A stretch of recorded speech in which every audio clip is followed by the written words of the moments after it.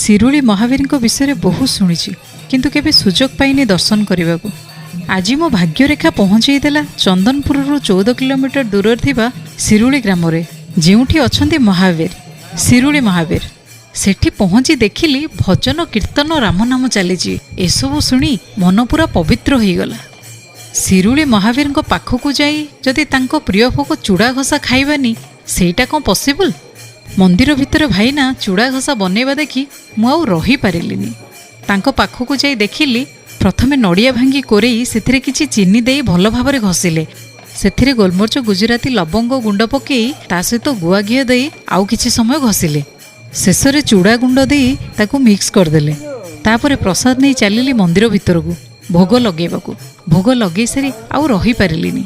ବାସ୍ ପ୍ରସାଦ ପାଇ ମୁଣ୍ଡରେ ମାରିଲି। ମହାବୀରଙ୍କ ପାଖରେ ବାସ୍ ଏତିକି କାମନା, ସମସ୍ତେ ଭଲରେ ରୁହନ୍ତୁ, ସୁସ୍ଥରେ ରୁହନ୍ତୁ।